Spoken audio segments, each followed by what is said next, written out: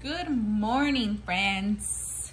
This is Miss Rosa, and today we are going to read Under the Lemon Moon by Edith Hope Fine.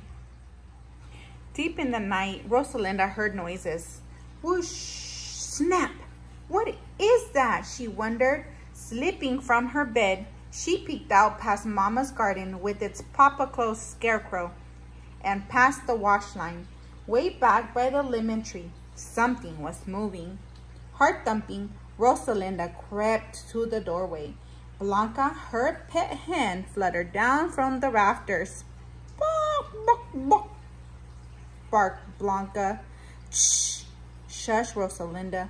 The lemon wedge moon gave only a sliver of light. She waited for her eyes to grow used to the darkness. Then she saw branches shaking from in the shadows. Rosalinda looked harder. A man with the hunched shoulders was stuffing lemons into a cloth sack. Her lemons from her tree. With Blanca under her arm, Rosalinda slipped out and hid behind a scarecrow. Who is this nightman? Why does he take my lemons? She wondered. Squawk! Blanca flew from the scarecrow's head. Rosalinda wobbled its stiff arms. "Ay!" cried the nightman. He grabbed the sack and fled.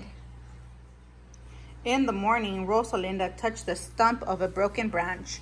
Not a single lemon was left on the whole tree. A tear slid down her cheek. "Oh, mi arbolito, my little tree." Rosalinda crooned a sad song. As Blanca barked along, she loved her lemon tree almost as much as she loved Blanca. "Why, Blanca, why did he do this?" Rosalinda asked, clutching a bundle of twigs. Blanca's feathers drooped. By the end of the week, many leaves of the lemon tree were yellow. Some had fallen. Rosalinda's worries got bigger. First, the nightman. Now her tree was sick. After breakfast, Rosalinda listened to the trump of Mama's loom. "I must do something," Rosalinda told her parents. "Perhaps someone we know can help," Mama suggested, smoothing Rosalinda's long hair. "A neighbor or friend, or your abuela," added Papa with a hug. He turned back to his workbench. Rosalinda set out. "My tree is sick. What should I do?" Rosalinda asked her neighbor Esmeralda. "I talked to my plants," said Esmeralda, tending her lush flower garden. "I did that," thought Rosalinda. Aloud, she said, "Gracias." She caught up with Señor Rodolfo, her friend, a few words. "My tree is sick. What should I do?" she asked. "Much water?"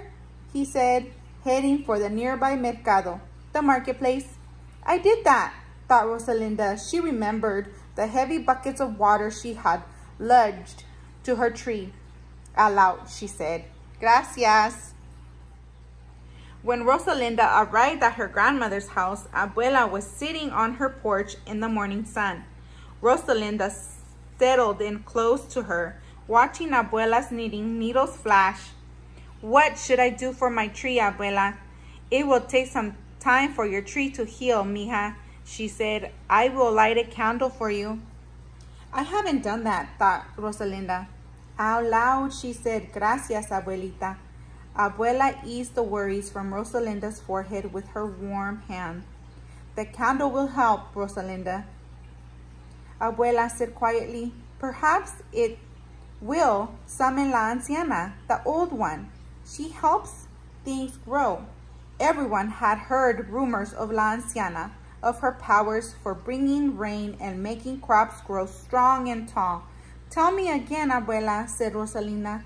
"For many years of full moons," Abuela began, "it had been said that there lives an old wise woman with gentle eyes. She walks through the countryside, helping things grow." "Where can I find her?" asked Rosalinda. "No one knows, but they say La Anciana will come when she is needed." Rosalinda thought hard. "I need you. Please come, anciana. All day and night, Rosalinda waited, but la anciana did not come. Be back by sundown, called Papa. As Rosalinda and Blanca left the house early the next morning, Rosalinda waved. She walked and walked, searching. Blanca at her heels. Everywhere they went, Rosalinda called, Anciana, Anciana. La anciana did not answer. Maybe she isn't real, Rosalinda said to Blanca. Buck, buck, clucked the hen as if she understood. As the sun slipped down the sky, Rosalinda told Blanca, we must go home. They circled back through the mercado with its colorful stalls and busy shoppers. Then Rosalinda stopped. Limones, said a sign on the last stall. Behind a man, a woman rocked a baby. Their two small children played nearby with pebbles. Rosalinda knew this man with hunched shoulders who was selling lemons. He was the nightman, and the lemons were hers. Rosalinda shivered. She and Blanca dug behind a stall lined with bright marionettes. It's the nightman with lemons from my tree. Where are you, anciana? Stammered Rosalinda. She stroked her quivering hand's soft feathers. I am here, came a low, sweet voice. Rosalinda jumped. Before her stood a woman with silvery hair. Her wrinkles were deep, her eyes gentle. Rosalinda knew.